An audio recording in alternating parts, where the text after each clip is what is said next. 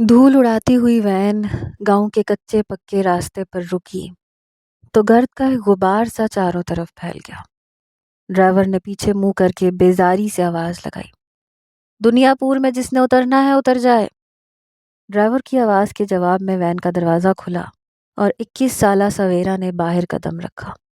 Bag کو کندھے پہ ڈالتے اس نے ایک تھکاوٹ بھری نظر کچی پکی سی پگ ڈنڈی پر ڈالی۔ ابھی اسے دور تک چلتے ہوئے جانا تھا۔ نامعلوم یہ وین گاؤں کے اندر تک کیوں نہیں چھوڑ دیتی تھی۔ سویرا نے ٹھنڈی سانس بھری۔ اس کے پیچھے سے زناٹے کے ساتھ وین چل پڑی۔ یہ بھی غنیمت تھا کہ اسے گاؤں تک آنے کے لیے اس وین کا سہارا مل جاتا تھا، ورنہ وہ کبھی نزدیکی شہر جا کر اپنی کالج کی تعلیم حاصل نہ کر پاتی۔ 1 2 3 چھوٹے چھوٹے قدم اٹھاتے ہوئے سویرا نے روز کی طرح اپنے قدموں کو گننا شروع کر دیا۔ اس کا سفید کالج یونیفارم بے داغ تھا۔ سفید رنگت پر تھکاوٹ کی سرخی چمک رہی تھی۔ وہ تیز تیز اپنے گھر کی طرف جا رہی تھی۔ آج تو بہت بھوک لگ رہی ہے، پتہ نہیں اماں نے کیا پکایا ہوگا۔ ذہن میں سوچتی ہوئی سویرا تیز تیز قدموں سے چلتی جا رہی تھی۔ کالج بیگ اس کے کندھے پہ ٹکا تھا۔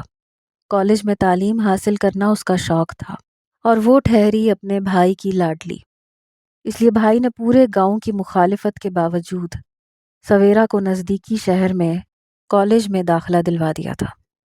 مسئلہ آنے جانے کا تھا، وہ بھی بھائی نے حل کروا دیا۔ ان کا ایک دوست کالج کی لڑکیوں کو پک اینڈ ڈراپ دیا کرتا تھا۔ حالانکہ ان کا یہ گاؤں اس کے راستے میں نہیں پڑتا تھا، مگر اس کے باوجود سویرا کے بھائی کے کہنے پہ اس نے سویرا کو دنیا پور کے قریب چھوڑنا اور وہاں سے پک کرنا شروع کر دیا تھا۔ اپنی ہی دھن میں وہ گاؤں کی کچی پگ ڈنڈی پر سویرا چلتے ہوئے جا رہے تھے، جب اچانک وہ چونک سی گئی۔ اس کے پیچھے کسی گاڑی کے انجن کی آواز سنائی دے رہی تھی۔ سویرا نے پلٹ کے دیکھا اور اگلے ہی پل وہ ساکت رہ گئی۔ سیاہ رنگ کی کرولا زناٹے بھرتی ہوئی اس کے قریب آ رہی تھی۔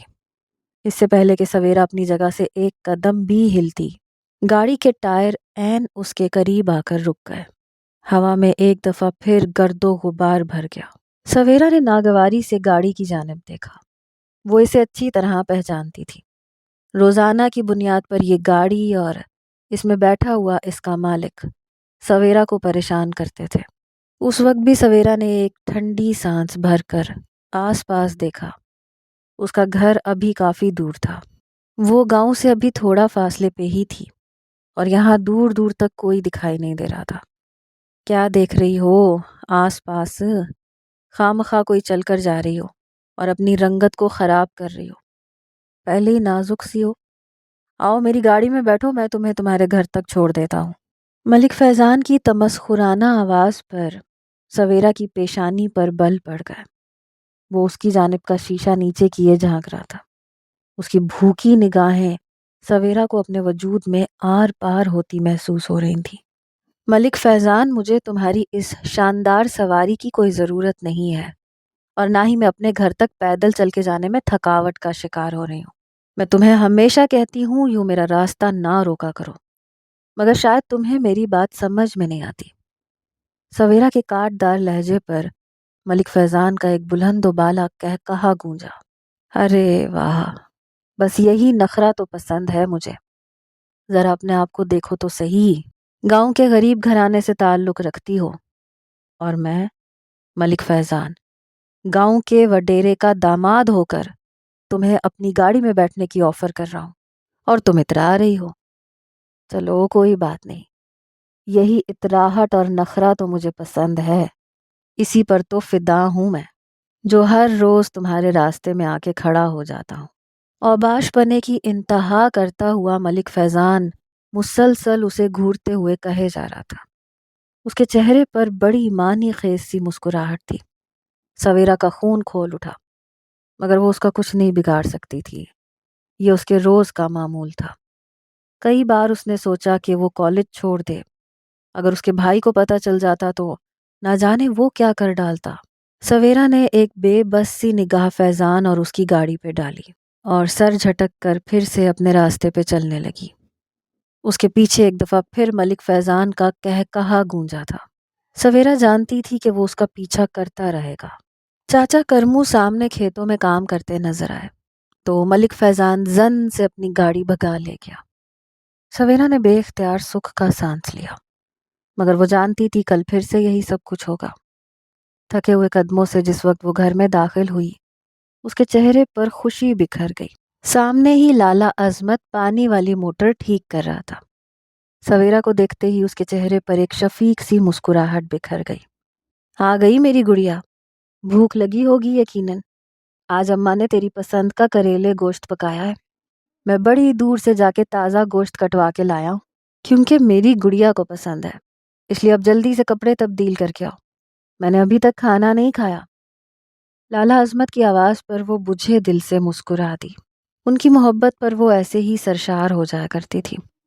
وہ انہیں بتا کر مزید کسی پریشانی میں مبتلا نہیں کرنا چاہتی تھی۔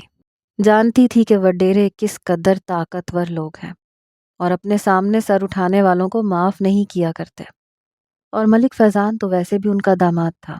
وہ سر ہلاتے ہوئے خاموشی سے اندر کمرے کی جانب بڑھ گئی۔ آئینے کے سامنے کھڑے ہوتے ہوئے وہ کتنی دیر تک اپنے چہرے کو دیکھے گئی۔ لمبے سیاہ بال اس کی کمر پہ بکھرے تھے، اس کا چہرہ بے داغ اور بے حد خوبصورت تھا۔ یہی حسن تھا اس کا جو اس کا دشمن بنتا جا رہا تھا۔ اسی حسن پر تو ملک فیضان رال ٹپکایا کرتا تھا۔ اگلی صبح اماں نے اسے آ کر اٹھایا تو وہ بوکھلا کے اٹھ گئی۔ آج کالج کا ٹیسٹ تھا۔ جلدی سے تیار ہوتے ہوئے اس نے الٹا سیدھا ناشتہ کیا اور باہر کی طرف بھاگی۔ لالا عظمت اپنی موٹر سائیکل اسٹارٹ کر رہے تھے۔ آ جاؤ، میں تمہیں اسٹاپ تک چھوڑ دیتا ہوں، وہاں سے ڈرائیور تمہیں گاڑی میں بٹھا لے گا۔ لالا عظمت کی پیار بھری آواز پر سویرا مسکرائی۔ کتنی سہولت ہو گئی تھی اسے اتنا سارا پیدل چل کر نہیں جانا پڑے گا۔ وہ جلدی سے بائک پر لالا کے پیچھے بیٹھ گئی۔ سارے راستے وہ اس سے پڑھائی کے متعلق پوچھتے رہے۔ ابا کے انتقال کے بعد سے وہ اس سے پہلے سے بھی زیادہ پیار کرنے لگے تھے۔ لے بھائی، آ گیا تیرا اسٹاپ۔ لالا نے اسے بائک سے اتارا۔ تھوڑی ہی دیر کے بعد وین آتی ہوئی نظر آئی تو سویرا انہیں خدا حافظ کہہ کر وین کے اندر بیٹھ گئی۔ واپسی تک وہ شدید تھکاوٹ کا شکار ہو چکی تھی، مگر وہ نہیں جانتی تھی کہ آج کے دن اس کی زندگی کس قدر تبدیل ہونے والی ہے۔ وین اسے گاؤں کے بیرونی سرے پہ اتار گئی اور خود آگے چلی گئی۔ سویرا نے ایک محتاط نظر ڈالی اور سکون کا سانس لیا۔ شکر ہے آج وہ منحوس ملک فیضان نظر نہیں آ رہا، بس جلدی سے گھر پہنچ جاؤں۔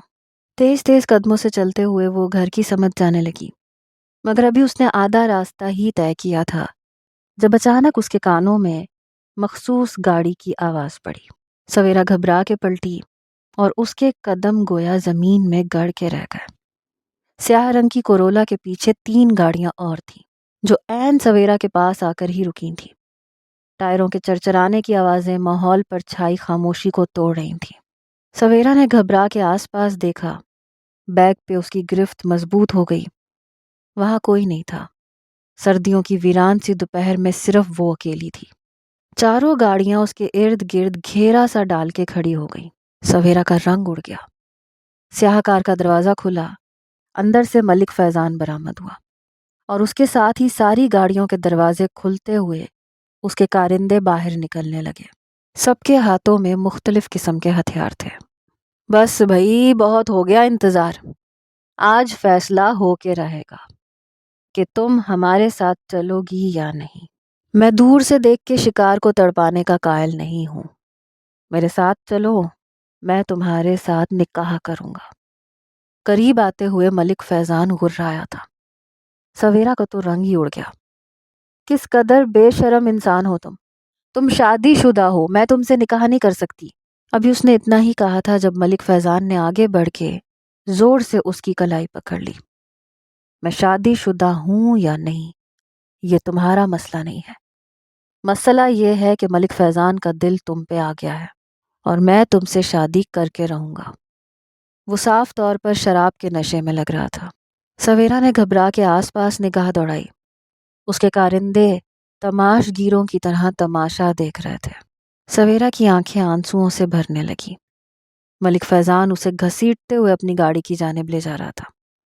سویرا نے چیخنے کی کوشش کی مگر الفاظ اس کے گلے میں ہی گھٹ کے رہ گئے اور تبھی فضا میں ایک زوردار گونج پیدا ہوئی۔ گولی چلنے کی آواز آئی۔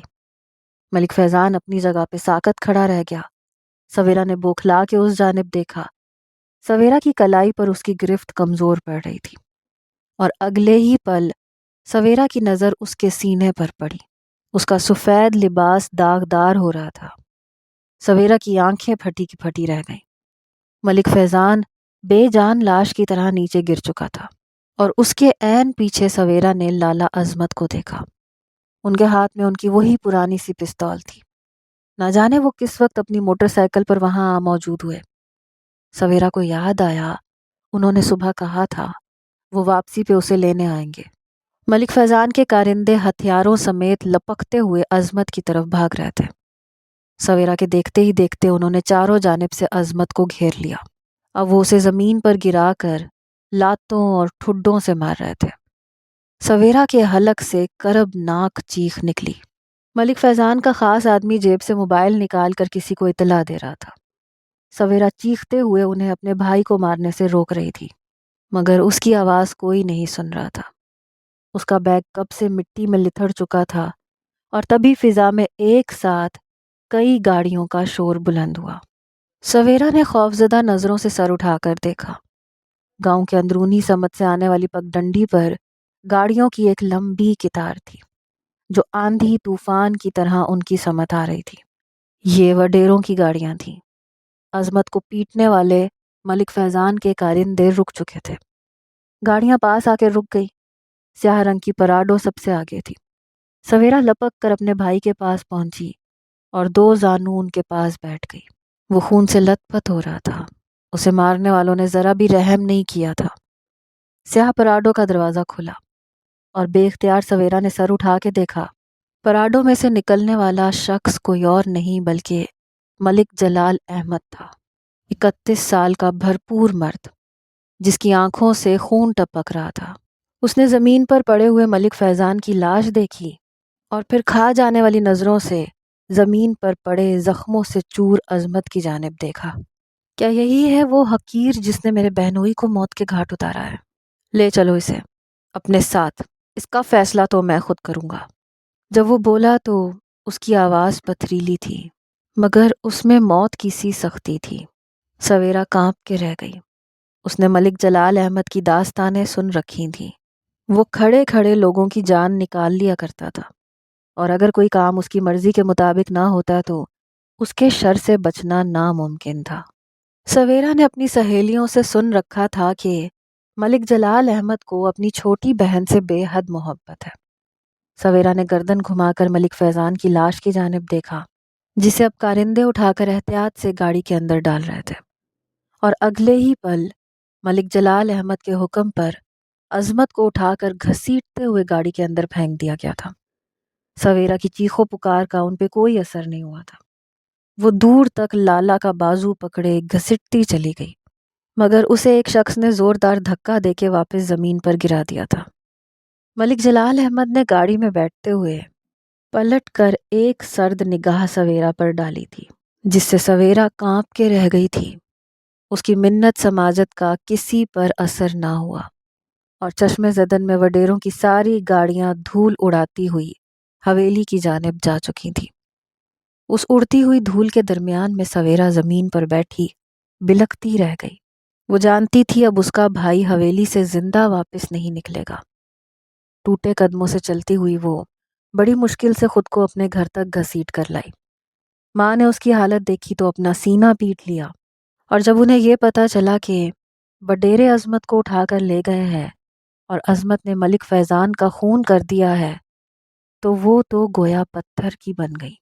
پورے گاؤں میں یہ خبر جنگل کی آگ کی طرح پھیل گئی کہ ملک فیضان کی سویرا پر بری نظر تھی، جس کی وجہ سے عظمت نے اس کا خون کر دیا، اور اب حویلی والے اسے اٹھا کے لے گئے ہیں۔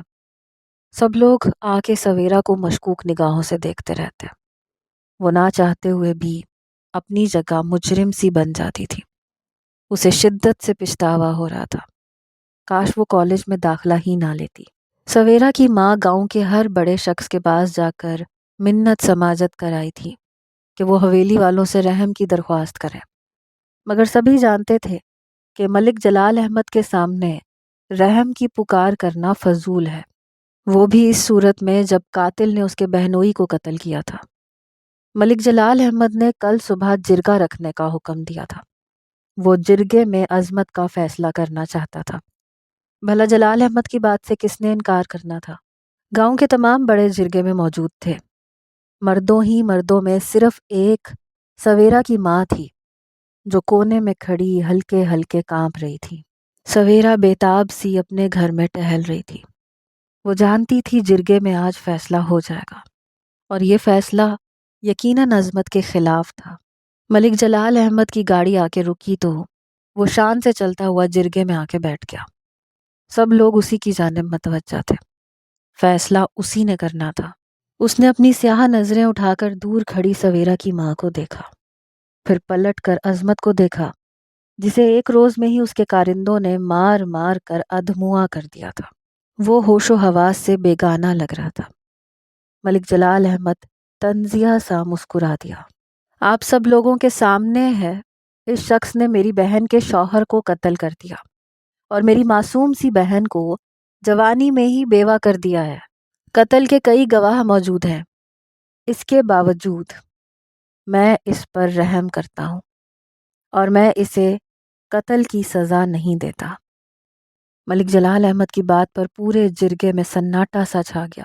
سبھی نے حیرت بھری نظروں سے جلال احمد کی جانب دیکھا۔ یہ اس کا وتیرہ تو نہیں تھا، وہ تو کبھی دشمن کو معاف نہیں کرتا تھا۔ خود عظمت بھی ناسمجھی کے عالم میں جلال احمد کو دیکھ رہا تھا، جو تھوڑی دیر خاموش رہنے کے بعد پھر اچانک بولا، میں یہاں موجود تمام بڑے لوگوں کو اپنا فیصلہ سناتا ہوں۔ مجھے نہ تو خون بہا چاہیے، نہ ہی میں اس شخص کو مارنا چاہتا ہوں۔ مجھے اپنے بہنوئی کے قتل کے بدلے میں ونی چاہیے، اس کی بہن۔ پورے جرگے میں سناٹا چھا گیا۔ عظمت چند لمحے ناسمجھی کے عالم میں جلال کو دیکھتا رہا، پھر اس کے حلق سے ایک زوردار چیخ نکلی۔ وہ زمین سے اٹھ کے لڑکھڑاتا ہوا جلال احمد کی جانب لپکا۔ میں تیری آنکھیں نکال دوں گا اگر تو نے میری بہن کی جانب گندی نظر سے دیکھا بھی تو۔ اس کے الفاظ ابھی اس کے منہ میں ہی تھے کہ جلال احمد کے ایک باڈی گارڈ نے آگے بڑھ کے بندوق کا دستہ زور سے اس کے سر میں مارا۔ وہ لڑکھڑا کے وہیں گر گیا۔ اس کے سر سے خون کا ایک فوارہ سا چھوٹا۔ جلال احمد مسکرا دیا۔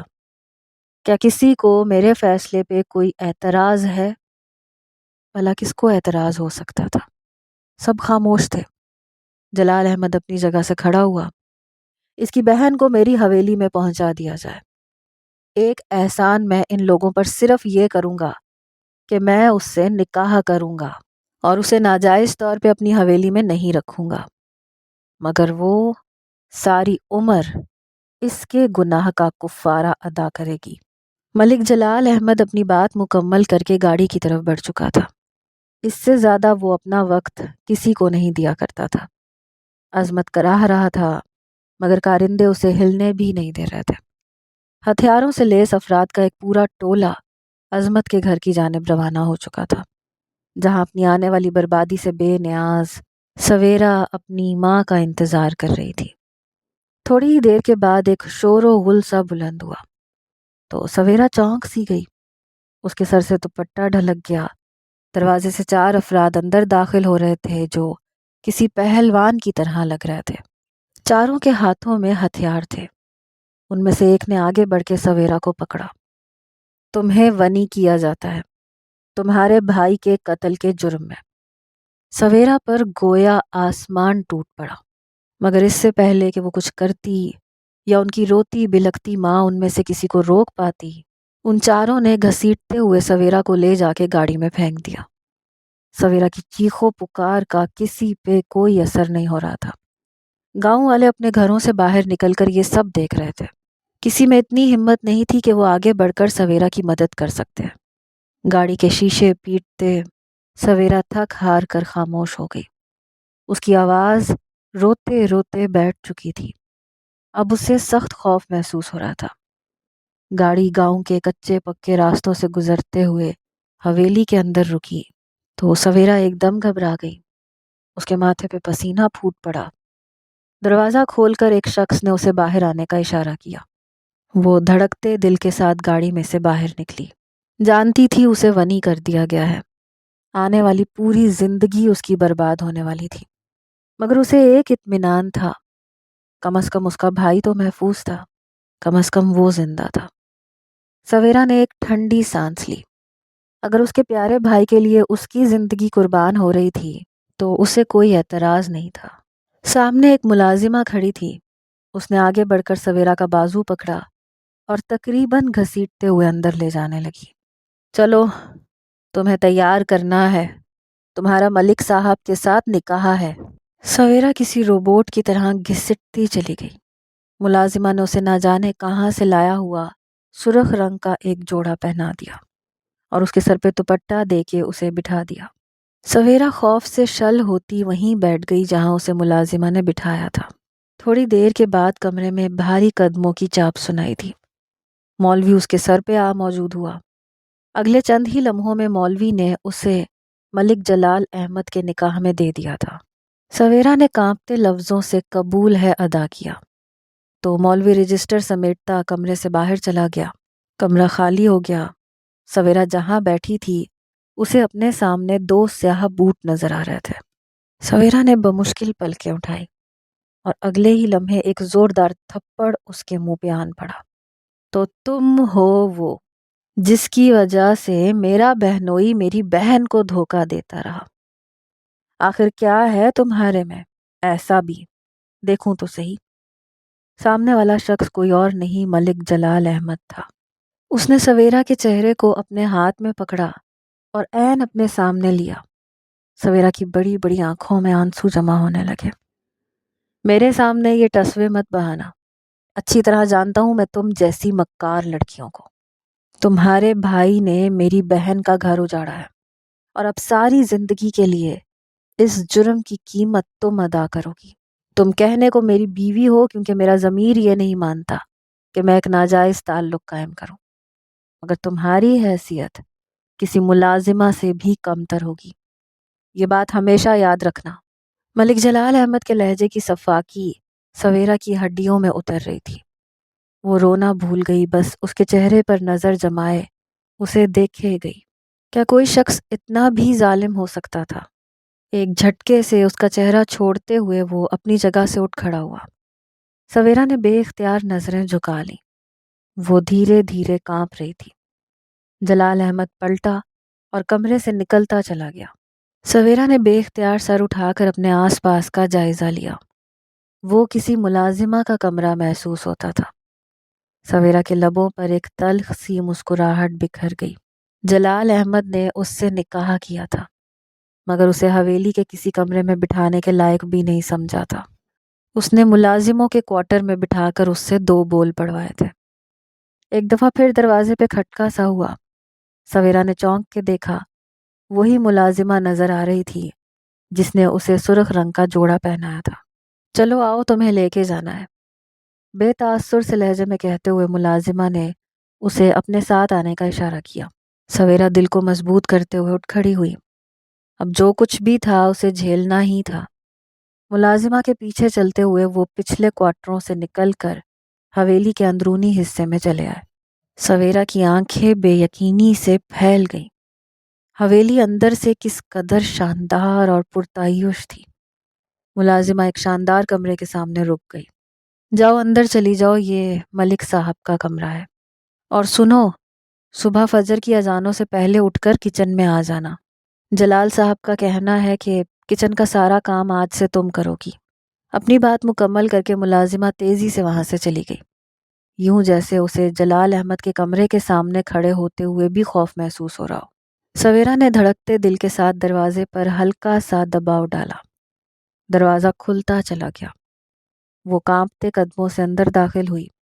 सामने वो बिस्तर पर बैठा था। सफ़ेद कुर्ते की आस्तीनों को फोल्ड किए उसके हाथ में कोई किताब थी। सवेरा को देखते ही उसके चेहरे पे नफरत फैल गई। यहाँ आके बैठो, उसने सवेरा को हुक्म दिया। सवेरा धीरे धीरे चलती हुई उसके बिस्तर के पास जाके खड़ी हो गई। लाइट ऑफ करके आओ। सवेरा का दिल खुश्क पत्ते की तरह लरस गया, मगर वो पलटी और سوئچ بورڈ پر اندازے سے بٹن دبانے لگی۔ 3 نمبر والا بٹن ہے، وہ پیچھے سے زور سے دھاڑا۔ لرزتے ہوئے سویرا نے 3 نمبر والا بٹن بند کر دیا۔ اب اسے غصہ آنے لگا تھا۔ اسے اس شخص سے نفرت سی محسوس ہو رہی تھی، مگر وہ کچھ نہیں کر سکتی تھی۔ کمرے میں تاریکی پھیل گئی تو وہ پھر سے چلتی ہوئی اس کے بستر کے پاس آ کے کھڑی ہو گئی۔ ٹانگیں دباؤ میری، اگلا حکم ملا۔ سویرا خاموشی سے بستر کی پائنتی پر بیٹھ کر اس کی ٹانگیں دبانے لگی۔ ایک کے بعد ایک حکم اسے ملتے جا رہے تھے۔ سویرا ہر حکم کو پورا کرنے کی پابند تھی۔ اس کا دل کٹ رہا تھا۔ وہ اپنے ہاتھوں سے اپنے آپ کو جہنم میں جھونک رہی تھی، مگر اس کے دل میں صرف ایک اطمینان تھا کہ اس کا بھائی گھر میں خیریت سے ہوگا۔ اس کے لبوں سے گھٹی گھٹی سسکیاں نکل رہی تھیں۔ ایسا اس نے کبھی نہیں سوچا تھا، اپنی شادی کی شروعات اس طرح سے کرے گی۔ سوچنا بھی مت کہ میں تمہیں اپنی بیوی کی حیثیت دے رہا ہوں۔ تمہاری حیثیت کیا ہے وہ تمہیں کل صبح پتہ چل جائے گا۔ وہ کسی سانپ کی طرح سے سویرا کے کان میں پھنکار رہا تھا۔ سویرا نے اپنی آنکھیں میچ لیں۔ صبح فجر کی اذان سویرا کے کانوں میں پڑی تو اس کی آنکھوں سے ایک آنسو نکل کر اس کے بالوں میں جذب ہو گیا۔ وہ سوئی کب تھی، بس آنکھیں میچے سونے کی اداکاری کر رہی تھی۔ اسے ملازمہ کی ہدایت یاد تھی۔ خود کو سمیٹتے ہوئے وہ ٹھنڈے فرش سے اٹھ بیٹھی۔ رات ہی جلال احمد نے اسے اپنے بیڈ سے نیچے اتار دیا تھا۔ اس نے پلٹ کر زخمی نگاہوں سے جلال احمد کی جانب دیکھا۔ وہ لاپرواہی سے گہری نیند سو رہا تھا۔ وہ لڑکھڑاتے قدموں سے واش روم کی سمت بڑھ گئی۔ کمرے سے باہر نکلی تو ملازمہ پتھریلے تاثرات کے ساتھ اس کا انتظار کر رہی تھی۔ اسے اپنے ساتھ لے جا کر اس نے کچن میں سویرا کو کھڑا کر دیا۔ اسے پوری حویلی کے افراد کا ناشتہ بنانا تھا، دوپہر کا کھانا بنانا تھا، رات کا کھانا بنانا تھا۔ اس دوران میں جو بھی مہمان آ جاتا اس کی خدمت بھی سویرا نے کرنی تھی۔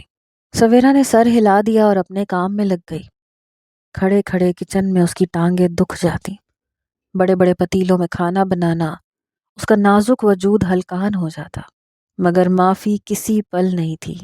کام کاج کے دوران کسی بھی وقت جلال احمد اسے آواز دیتا تو وہ بکھرا کچن چھوڑ کر ہر چیز چھوڑ کر اس کی سمت بھاگتی۔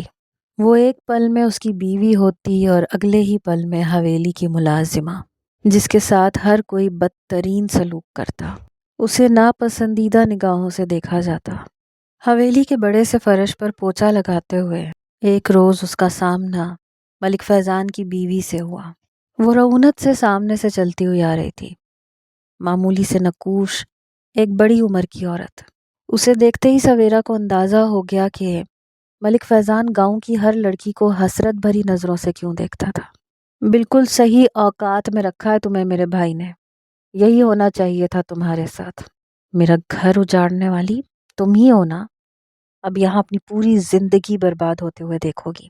نفرت سے کہتے ہوئے ملک فیضان کی بیوی آگے بڑھتی چلی گئی۔ سویرا نے ایک درد کی لہر اپنے دل میں اٹھتی ہوئی محسوس کی اور اسی پل اس کی نظر جلال احمد پر پڑی۔ اس نے اپنی بہن کی بات سن لی تھی۔ وہ جیسے بے نیازی سے قدم اٹھاتا ہوا اس کے برابر سے گزرتا چلا گیا، جیسے اس کی بہن نے جو کہا تھا وہ بالکل ٹھیک تھا۔ سویرا فجر کی اذان کے ساتھ اٹھ کر کام شروع کرتی، مگر رات گئے تک اس کے کام ختم ہی نہ ہوتے۔ ناشتہ بنا کے ہٹتی تو صفائی ستھرائی کا وقت ہو جاتا۔ حویلی کے تمام ملازمین کو بس ضرورت پڑنے پر ہی کام دیا جاتا تھا، ورنہ پوری کوشش یہی ہوتی کہ حویلی کا ہر کام سویرا سے کروایا جائے۔ جلال احمد کے سارے ذاتی کام اسے خود کرنے ہوتے تھے۔ روزانہ کی بنیاد پر اس کے کپڑے دھو کے کلف لگا کے وہ استری کر کے رکھتی۔ چائے، کھانا، پانی، ہر چیز اس کی ایک پکار پر اس تک پہنچ جاتی۔ شام تک کچن میں ڈیوٹی دیتی۔ اس سب کے باوجود اسے کچن میں پکنے والی انواع و اقسام کے کھانوں میں سے کچھ کھانے کی اجازت نہ تھی۔ وہ اپنے لیے علیحدہ برتنوں میں دال اور سبزی پکاتی، جو ملازمہ کی کڑی نگرانی میں اسے کھانا پڑتا۔ اسے پورے دن میں 2 روٹیوں سے زیادہ کھانا کھانے کی اجازت نہیں تھی۔ چائے، دودھ، شربت، کسی چیز کو ہاتھ لگانے کی اجازت نہیں تھی۔ سویرا کو بھلا ان چیزوں سے غرض کہاں تھی؟ بس ایک چیز کے لیے اس کا دل مچلتا تھا۔ جلال احمد نے اس کے حویلی سے باہر نکلنے پہ پابندی لگا دی تھی۔ وہ اپنی ماں سے ملنا چاہتی تھی، اپنے بھائی سے ملنا چاہتی تھی، مگر جلال احمد نے اس پہ واضح کر دیا تھا کہ چونکہ وہ ایک ونی ہے تو اس پر زندگی کی ہر خوشی حرام ہے، یہاں تک کہ وہ حویلی سے باہر کھلا آسمان بھی نہیں دیکھ سکتی۔ رات گئے وہ کاموں سے فارغ ہوتی تو جلال احمد کا بلاوا آن پہنچتا۔ وہ تھکے ٹوٹے قدموں سے اس کے کمرے میں جا پہنچتی، اور جب واش روم سے لباس تبدیل کر کے باہر نکلتی تو کوئی اسے پہچان نہ پاتا۔ سرخ رنگ کا شب خوابی کا لباس اور ہونٹوں پر تیز لپسٹک، یہ جلال احمد کا ہی حکم تھا۔ بجھے دل سے وہ ہر حکم پورا کرتی، لیکن اس کے باوجود اس ظالم کے دل میں رحم کی کوئی گنجائش نہ نکلتی۔ دن جہنم سے بھی بدتر ہو چکے تھے، اور تبھی ایک روز کچن میں مہمانوں کے لیے کھانا بناتے ہوئے سویرا کو بری طرح سے چکر آیا۔ وہ خود کو جتنا سنبھالنے کی کوشش کرتی اتنا ہی زمین پر گرتی چلی جاتی۔ چمچ اس کے ہاتھ سے چھوٹ کے نیچے جا گرا، آسمان اس کی نگاہوں میں گھومنے لگا اور وہ زمین پر گرتی چلی گئی۔ کچن میں اس کے ساتھ کام کرتی ماسی بشیرہ کی جہاں دیدہ نظروں نے بھانپ لیا کہ معاملہ کچھ اور ہے۔ سویرا کو ہوش آیا تو اسے اپنی پلکوں پر منو وزنی بوجھ محسوس ہو رہا تھا۔ آنکھیں کھولنے سے پہلے ہی اس کے کانوں میں جلال احمد کی بہن کی آواز پڑی۔ آپ ایسا کر بھی کیسے سکتے ہیں لالا؟ آپ اسے یہ حق کیسے دے سکتے ہیں؟ آپ یہ بھول گئے کہ اسی لڑکی کی وجہ سے میرا گھر اجڑا ہے۔ میں بیوہ ہو گئی ہوں، یہ فیضان کی قاتلہ ہے۔ مجھے نہیں پتا، آپ اسے بھی بالکل ویسے ہی قتل کریں جیسے میرے فیضان کو مارا گیا تھا۔ آپ اس کی بھی جان لیں، مگر آپ نے تو اسے اپنے بچے کی ماں بنا ڈالا۔ اس کی شاکی آواز سویرا کے کان میں پڑی تو اس نے گھبرا کے اپنی آنکھیں کھول دیں، اور تبھی وہ حیران رہ گئی۔ کتنا عرصہ ہوا اس نے بستر کی نرمی کو محسوس کرنا چھوڑ دیا تھا۔ جتنی دیر جلال احمد اسے اپنے پاس رکھتا تھا اس کے علاوہ وہ بستر کو چھو بھی نہیں سکتی تھی۔ ٹھنڈے فرش پہ سونا اس کی مجبوری تھا، مگر اس وقت وہ نرم و گداز بستر پر تھی۔ سویرا نے آنکھیں کھول کے دیکھا، سامنے ہی جلال احمد اور اس کی بہن کھڑے تھے۔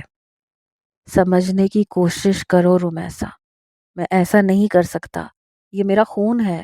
مجھے اس لڑکی میں دلچسپی نہیں ہے، مگر میں اپنی اولاد کا قتل نہیں کروا سکتا۔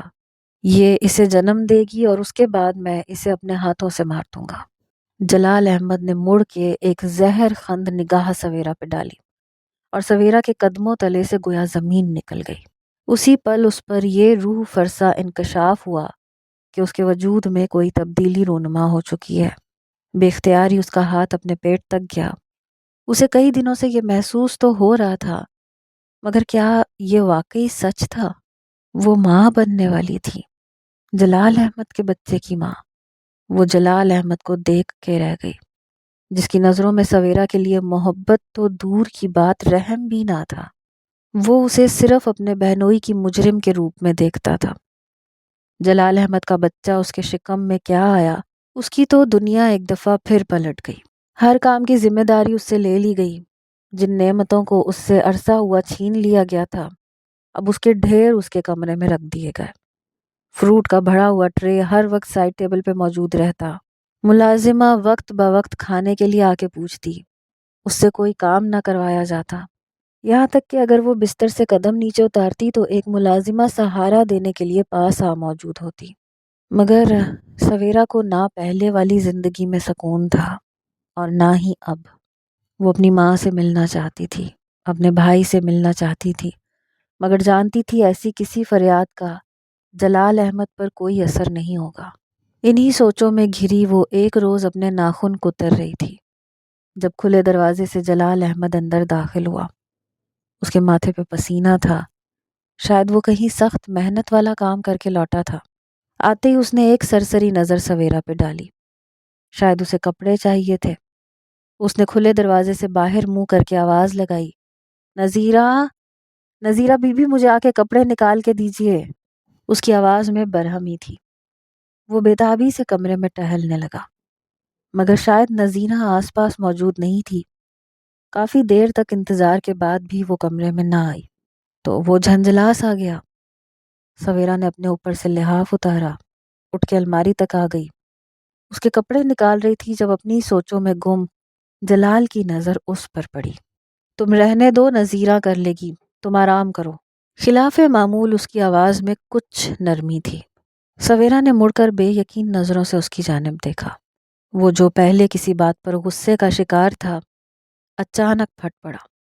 مجھے اس طرح کی نظروں سے دیکھ کے آخر تم ثابت کیا کرنا چاہتی ہو؟ جیسے میں کوئی بہت بڑا ظالم ہوں؟ تمہیں نظر نہیں آتا تم نے کیا کیا ہے؟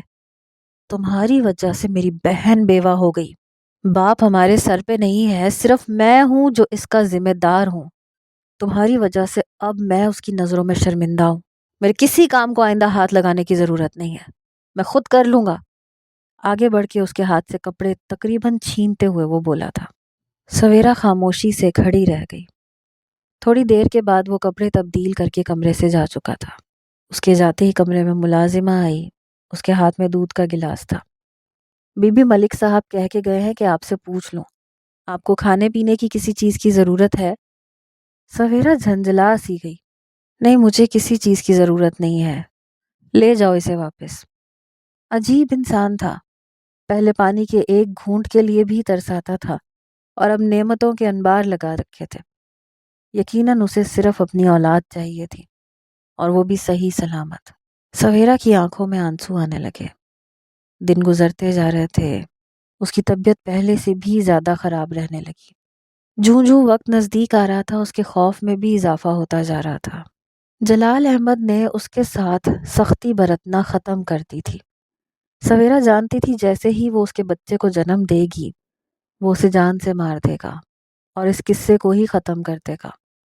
سویرا کسی قیمت پر اپنے بچے کو کھونا نہیں چاہتی تھی، مگر اسے سمجھ نہیں آ رہا تھا کہ وہ اس گرداب سے کس طرح نکلے۔ 9 ماہ بیت چکے تھے۔ ڈاکٹر نے سویرا کو آپریشن کی تاریخ دے دی تھی۔ اس کا کیس مشکل تھا اور بچے اور ماں دونوں کی ہی جان خطرے میں تھی۔ جلال احمد کے لیے یہ ایک کڑی آزمائش کا وقت تھا۔ وہ تھکے ہارے قدموں سے چلتا ہوا ملک فیضان کے کمرے میں داخل ہوا۔ اس کے مرنے کے بعد اس نے کسی چیز کو وہاں چھوا تک نہیں تھا، یہاں تک کہ اس کی بہن بھی دوسرے کمرے میں رہتی تھی۔ ان دونوں میاں بیوی کے تعلقات پہلے سے ہی خراب تھے۔ جلال اپنا سر پکڑ کے رہ گیا۔ صرف اپنے بہنوئی کی موت کا بدلہ لینے کے لیے کس حد تک گر چکا تھا وہ۔ اس کی نظروں میں سویرا کا معصوم وجود لہرایا۔ وہ خود پہ شرمندہ ہوتا تھا۔ بظاہر وہ جس قدر سخت گیر اور ظالم نظر آتا تھا، کون جانتا تھا کہ اندر سے وہ اس سے بالکل مختلف انسان تھا۔ اس نے ایک ٹھنڈی سانس لی۔ بابا جان، وقت سے پہلے اس دنیا سے جا کے آپ نے مجھ پہ بہت بھاری ذمہ داری ڈال دی۔ مجھے سمجھ نہیں آتا میں کیا کروں۔ روز پشیمانی کی دلدل میں دھنستا جا رہا ہوں۔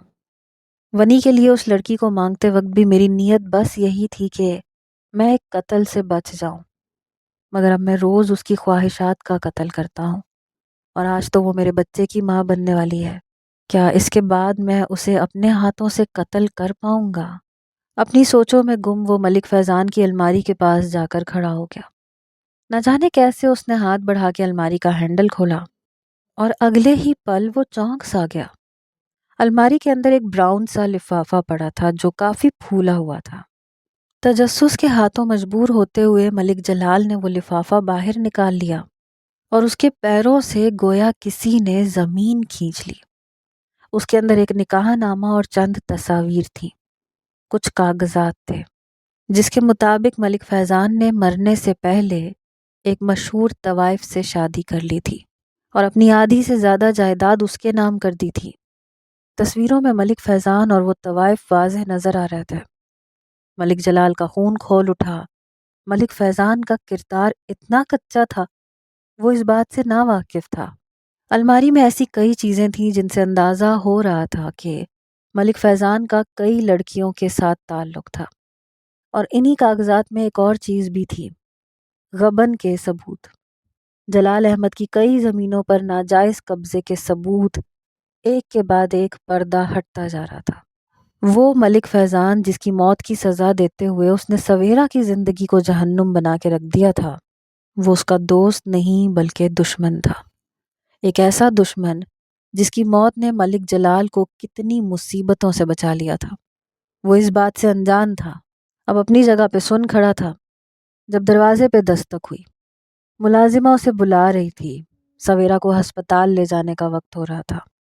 تمام کاغذات کو واپس الماری میں رکھتے ہوئے وہ ٹوٹے قدموں سے کمرے سے باہر نکلا۔ آج فیصلے کا دن تھا، مگر اب وہ کس منہ سے فیصلہ کرے گا؟ سامنے ہی سیڑھیوں کے پاس سویرا کھڑی تھی، اپنے بھاری وجود کے ساتھ۔ شاید وہ اس سے کوئی بات کہنے آئی تھی، شاید وہ موت سے پہلے والی موت کی کیفیت سے گزرنے آئی تھی۔ میرا کیا کرو گے ملک جلال احمد؟ کیا میرے بچے کو مجھ سے چھین لو گے؟ اس کی آواز میں ایک کرب تھا۔ جلال احمد تڑپ سا گیا۔ اس نے اس عورت کو کس چیز کی سزا دی؟ وہ لپک کے آگے بڑھا، وہ اسے تھام لینا چاہتا تھا، معافی مانگنا چاہتا تھا، مگر سویرا کے دل پر اس کی ایسی دہشت تھی کہ وہ بے ساختہ 2 قدم پیچھے ہٹی۔ وہ سیڑھیوں کے بالکل کنارے پہ کھڑی تھی، توازن برقرار نہ رکھ پائی اور سیڑھیوں سے گرتی چلی گئی۔ اس کے حلق سے ایک چیخ برآمد ہوئی، مگر صرف اس کے ہی نہیں، ایک چیخ ملک جلال احمد کے حلق سے بھی نکلی تھی۔ اس نے بے اختیار پکارا تھا، سویرا، مگر دیر ہو چکی تھی۔ سویرا آخری سیڑھی پہ پڑی تھی، اس کے اطراف میں خون کا ایک تالاب تھا۔ وہ بے ہوش ہو چکی تھی۔ آندھی طوفان کی طرح گاڑی ڈرائیو کرتے ہوئے اسے ہسپتال پہنچایا گیا، مگر دیر ہو چکی تھی۔ ملک جلال احمد کا بچہ دنیا میں آنے سے پہلے ہی مر چکا تھا۔ سویرا کو بڑی مشکل سے بچایا گیا۔ جلال احمد یہ بات جان چکا تھا کہ یہ اس کے جرم کی سزا ہے۔ ہسپتال میں کھڑے ہو کر ہی اس نے اپنی بہن پہ واضح کر دیا تھا کہ اب وہ مزید اپنی بیوی کو کسی کے کیے کے جرم کی سزا نہیں دے گا۔ سویرا کے ہوش میں آتے ہی ملک جلال احمد نے سب سے پہلے اس کے آگے ہاتھ جوڑ کے معافی مانگی تھی۔ سویرا تکلیف سے مسکرا دی۔ قیمت تو بہت بڑی اس نے ادا کی تھی، مگر اللہ نے آخر کار اس کی سن لی تھی۔